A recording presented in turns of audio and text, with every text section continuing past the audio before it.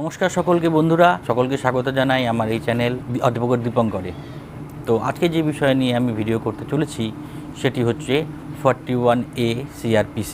CRPC মানে criminal procedure of code, মানে criminal যে কেসগুলো আছে বা ক্রিমিনাল যে আইনগুলো আছে সেটা যে পরিচালিত হয় যে আইনটির মোতাবেক, সেই আইনটি কিন্তু CRPC।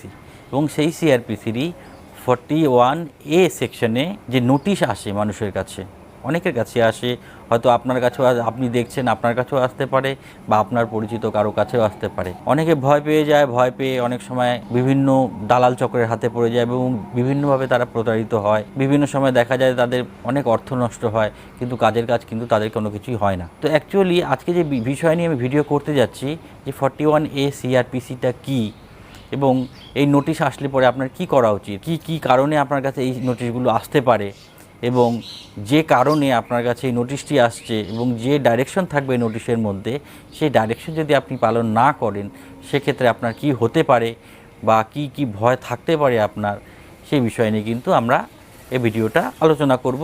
আগে ভিডিও বাড়তে থাকবে, তখনই আপনারা জানতে পারবেন যে বিষয়গুলো নিয়ে আমি টোটালি ডিটেলসে আপনাদেরকে জানাবো।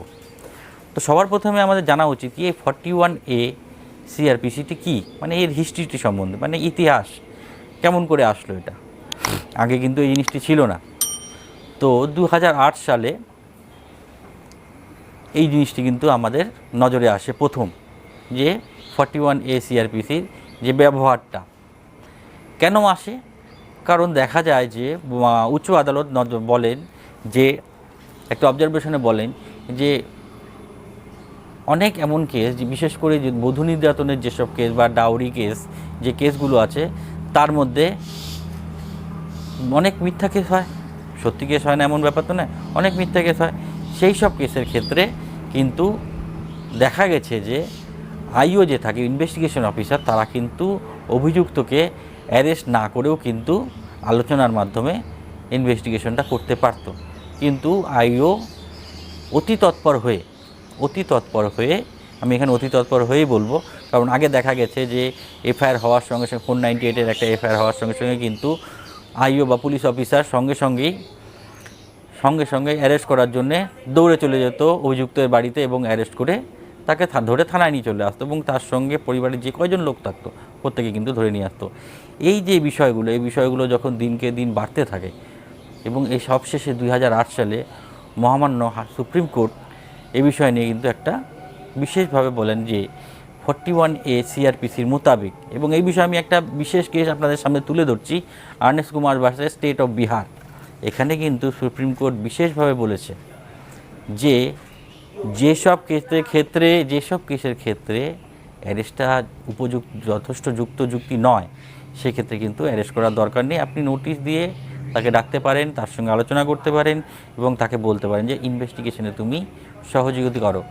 যদি সে ব্যক্তি ইনভেস্টিগেশনে সহযোগিতা করে তাহলে সেক্ষেত্রে কিন্তু তাকে অ্যারেস্ট করার দরকার পড়ছে না। এবার 2008 সালে যে আইনটা প্রণয়ন হলো, সে আইনে কি বলল সেই বিষয়ে আমি একটু বলে নিই। The police officer May in all cases where the arrest of a person is not required under the provision of the subsection 1 of the section 41, issue a notice directing the person against whom a reasonable complaint has been made or credible information has been received or reasonable suspicious exists that he has committed a cognizable offence to appear before him or at any such other place as may be specified in this notice।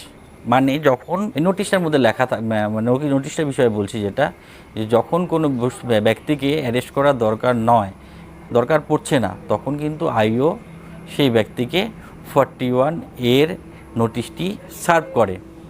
এবার 41A serve করার পরে কী করা লাগবে, আপনাকে কী করতে হবে, এবং সেখানে ডাইরেকশন দেওয়া থাকে যে within 15 days after receiving this information notice you are appear before the investigation officer, অমুক থানা বা অমুক জায়গাতে আপনাকে দেখা করতে হবে এবং ইনভেস্টিগেশনে আপনাকে সহায়তা করতে হবে। এবার বিষয় হচ্ছে যে 15 দিনের মধ্যে আপনাকে দেখা করতে হবে, আপনি তো কিছু করেননি, আপনার মনের মধ্যে কোশ্চেন আসতেই পারে। কিন্তু ব্যাপারটা হচ্ছে এই যে কথাটা বললাম যে রিজনেবল কমপ্লেন বা ক্রেডিবল ইনফরমেশন বা রিজনেবল সাসপিশিয়াস এই যে কথাগুলো, এই কথাগুলোর মানে হচ্ছে যদি ইনভেস্টিগেশন অফিসারের কখনো মনে হয় যে আপনাকে কোনো কেসের কারণে জিজ্ঞাসাবাদ করার দরকার বা ইনভেস্টিগেশনে আপনার বয়ানের কোনো প্রয়োজনীয়তা আছে, সেই সময় কিন্তু বা আপনি কোনোভাবে কোনো কেসে অভিযুক্ত কোনোভাবে তার মনে হচ্ছে সেই আইওর, তাহলে কিন্তু আপনাকে সে ডেকে পাঠাতে পারে এবং নোটিশ সার্ভ করবে কিন্তু আন্ডার সেকশন 41A CRP। এবার 2010 সালে একটা ব্যাপার বলছি। 2010 সালে কিন্তু 2008 সালে যে কথাটা বললাম, এনি পুলিশ অফিসার মে, এই কথাটা বলেছিলাম কিন্তু প্রথমে, এনি অফিসার মে, তো মে মানে হচ্ছে করতে পারে। এবার 2010 সালে এই 41A CRPC এইটা কিন্তু অ্যামেন্ডেড হয়ে গেল। অ্যামেন্ডেড হয়ে এই মেয়ের জায়গায় চলে আসলো শ্যাল, মানে এনি অফিসার শ্যাল, মানে করতে হবে, নোটিশটা করতেই হবে আপনাকে। এবং সঙ্গে এই কথাটা আপনাকে আর একটু বলে নিই, 7 বছরের নিচে মানে পেটি কেস, এই বিশেষ করে কিন্তু পেটি কেসের ক্ষেত্রে 41A CRPCটা সার্ভ করা হয়, বাদবাকি ওই কগনিজেবল মানে যেটা 7 বছরের উপরে সাজা সেসব কেসে কিন্তু 41A CRPCটা কিন্তু সার্ভ করে না। আপনারা লক্ষ্য করে দেখেছেন কিনা জানি না, তবে ল স্টুডেন্ট যারা দেখছো আমার ভিডিও তাদেরকে কিন্তু বলছি যে তোমরা লক্ষ্য করবে যে 41A CRPCর যে নোটিশটা সার্ভ হয় সেটা কিন্তু সেই সব কেসের ক্ষেত্রে, যেসব কেসে কিন্তু সর্বোচ্চ সাজা 7 বছরের বা তার নিচে। তো যখন এই যে কেসগুলোতে যে মানে যেসব কেসে 7 বছরের উপরে নিচে সাজা, সেসব কেসে যখন 41A CRPC নোটিশটি সার্ভ করছে, সেক্ষেত্রে কিন্তু যে ব্যক্তিকে নোটিশ সার্ভ করছে তাকে কিন্তু অবশ্যই যে কন্ডিশনগুলো নোটিশে দেওয়া থাকে, যেরকম আপনাকে অমুক দিনে অমুক তারিখে মানে অমুক সময়ে অমুক অফিসারের সাথে গিয়ে আপনাকে ইনভেস্টিগেশনের হিসাবে কথা বলতে হবে এবং আপনার হিসাবে আপনার পক্ষে যুক্তি আপনাকে দেখাতে হবে এবং আপনার পক্ষে সাক্ষ্য আপনাকে দেখাতে হবে। এবার ধরুন কোনো চুরির কেসে আপনার নাম অভিযুক্ত হিসাবে আপনার কাছে 41A CRPC নোটিশটি আসলো, দেখলেন আপনি সেকশন 379 CRPC বা 511 সামথিং এরকম আছে কোনো 6 সেকশন বা অন্য সামথিং 420 406 এইসব সেকশন আসলো আপনার কাছে নোটিশের সেকশন, যেটা যে অভিযোগের যে একটা সেকশন থাকে এফআইআর নম্বরের সাথে প্লাস ডেটও ইনক্লুড থাকে ওটার মধ্যে, সেটার মধ্যে আপনি সেকশনটা দেবেন, সেই সেকশনটার মধ্যে আপনি লক্ষ্য করবেন যে সেকশনটা আপনি কী পড়েছে, দেখবেন ওটার মধ্যে লক্ষ্য করবেন আপনারা যে সেকশনগুলো পড়েছেন সেটা কিন্তু 7 বছরের মধ্যেই সাজাটা হবে। তো যখন এরকম কোনো অভিযোগে আপনাকে যুক্ত করে এই নোটিশটি পাঠানো হবে, সেক্ষেত্রে কিন্তু আপনার সপক্ষে যে সাক্ষী আছে বা আপনার যে প্রুফ আছে, আপনি যে ইনোসেন্ট, আপনি যে নির্দোষ, সেই বিষয়ে কিন্তু আপনাকে আইওকে সন্তুষ্ট করতে হবে, মানে স্যাটিসফাইড করতে হবে যে আপনি নির্দোষ। সেক্ষেত্রে কিন্তু আপনি এইটাই ছাড় পাচ্ছেন যে হ্যাঁ, আপনাকে অ্যারেস্ট করে উঠিয়ে নিয়ে যাচ্ছে না, আপনি নিজে থেকে গিয়ে ইনভেস্টিগেশনে সাহায্য করছেন। এখানে আরও কিছু কথা বলে রাখি আমি 41A CRPCর ব্যাপারে, যে 41A CRPC যখন আসলো তখন কিন্তু এই কথাটাও লেখা আছে যে 41A CRPCর নোটিশ সার্ভের পরে যখন কমপ্লাই করার জন্যে অভিযুক্ত থানাতে গিয়ে ইনভেস্টিগেশন অফিসারের সঙ্গে ইনভেস্টিগেশনে কমপ্লাই করবে মানে সাহায্য করবে, তারপরে তার কথাবার্তা শুনে যদি ইনভেস্টিগেশন অফিসারের মনে হয় যে না একে অ্যারেস্ট করা যেতে পারে, তাকে কিন্তু অ্যারেস্ট করতে পারে, তাহলে এই কথাটা ঠিকই যে 41A CRPC তার মানে এই না যে আপনার অ্যারেস্ট করবে না, আপনাকে অ্যারেস্ট করতে পারে, এই ক্ষমতাও কিন্তু পুলিশ অফিসারেরই থাকে, অন্য কারো থাকে না। তার জন্য তার কোনো উচ্চপদস্থ অফিসারেরও অনুমতি লাগবে না বা কোর্টেরও অনুমতি লাগবে না। সে যাকে সন্দেহ করছে তাকে নোটিশটি পাঠাচ্ছে, সে এসে ইনভেস্টিগেশনে সাহায্য করে, তারপরে যদি তার মনে হয় যে না একে অ্যারেস্ট করা যেতে পারে, তাহলে তাকে কিন্তু অ্যারেস্ট করবে।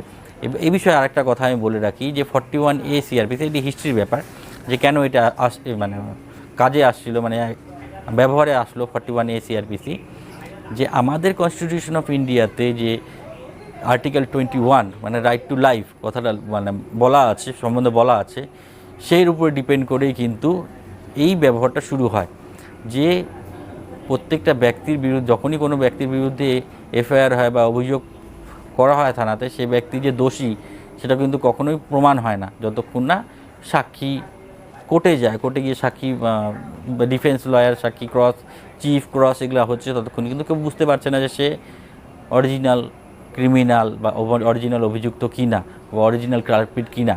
তো তো সুতরাং তাকে অ্যারেস্ট করে নিয়ে আসাটাও ঠিক না। তো সেক্ষেত্রে যাতে কারোর রাইট টু লাইফ ভায়োলেট না হয় তার জন্যই কিন্তু এই ব্যাপারটাকে কিন্তু আমাদের আইনের ক্ষেত্রে আনা হয়েছে 41A CRPC।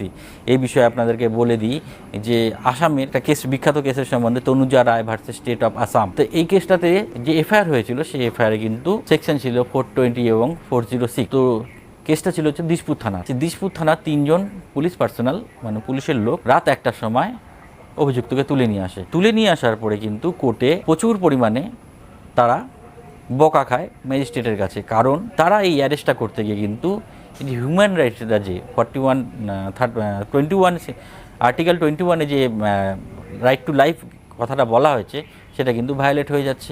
মানে মানুষের যে লিগাল রাইট সেটা কিন্তু ভায়োলেট হয়ে যাচ্ছে অ্যারেস্ট করতে গিয়ে। কারণ রাত্রি 1টার সময় কোনো কিছু না জানিয়ে আপনি গিয়ে অ্যারেস্ট করে নিয়ে আসলেন, সেটাও ঠিক না। একজন মানুষের বিরুদ্ধে যখন কোনো অভিযোগ হবে সেই অভিযোগ সম্বন্ধে তার জানার অধিকার আছে। কে অভিযোগ করলো সেটাও জানার অধিকার আছে, তা না আপনি রাত্রিবেলা আসলেন 1টার সময় এসে আপনাকে উঠিয়ে নিয়ে চলে গেলো। এই বিষয়ে আপনি লক্ষ্য করবেন যে এই যে অ্যারেস্টগুলো হতো সেই অ্যারেস্টগুলো এখনও হয় কিন্তু অনেক কমেছে, আগে যেটা হতো তার থেকে অনেক বেশি কমেছে। এবং কারণও ছিল অনেক, কারণ ডিকে বাসুর অনেকগুলো ল্যান্ডমাইন কেস ছিল যাতে কিন্তু পুলিশের বিরুদ্ধেই কেস করা হয়েছে। পুলিশ বলতে স্টেটের বিরুদ্ধে কেসগুলো করা হয়েছে, যেহেতু স্টেটের মেশিনারিজ হচ্ছে পুলিশ, সেই কারণে কিন্তু স্টেটের বিরুদ্ধে কেসটা হয়। তো সেক্ষেত্রে কিন্তু রায় এসেছিল পার্টির বিরুদ্ধে, মানে পিটিশনারের পক্ষে রায় এসেছিল। আজকে যে ভিডিওতে আমি আপনাদেরকে বললাম যে নোটিশ আসার পরে কী করতে হবে, নোটিশ আসার পরে কিন্তু আপনাকে অবশ্যই ইনভেস্টিগেশন অফিসারের সঙ্গে উইদিন স্টিপুলেটেড টাইম, মানে যেই টাইমটা বলা আছে সেই টাইমের মধ্যে কিন্তু আপনাকে গিয়ে ইনভেস্টিগেশনে সাহায্য করতে হবে। অথবা আপনার যদি ভয় লাগে বা ভয় পান সেক্ষেত্রে আমি বলবো আপনার পরিচিত কোনো উকিলবাবুকে নিয়ে গিয়ে আপনি দেখা করতে পারেন একা না গিয়ে। এবং অনেকে ভাবতে পারেন যে 41A CRPCর যে নোটিশ, সেই নোটিশে যদি আপনি কমপ্লাই না করেন, মানে পালন না করেন, কমপ্লাই বাংলা হচ্ছে পালন যদি না করেন তাহলে কি হতে পারে। এখানে কিন্তু পরিষ্কার 41A CRPC লেখা আছে, মানে সেকশনটাতে লেখা আছে যদি কেউ এই নোটিশের অর্ডারটাকে কমপ্লাই না করে সেক্ষেত্রে কিন্তু আপনি অ্যারেস্ট হতে পারেন।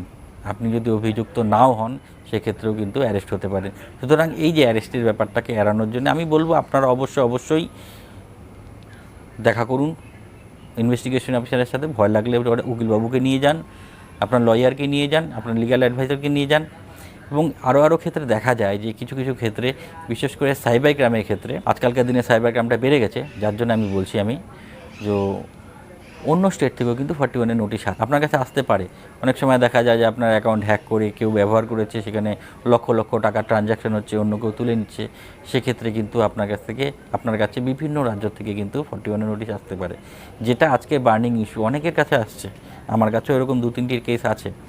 তো কখনো দেখা যাচ্ছে হরিয়ানা থানার থেকে, হরিয়ানার কোনো এক থানার থেকে আপনার কাছে নোটিশ আসছে 41-এর যে অমুক ডেটে আপনি দেখা করুন।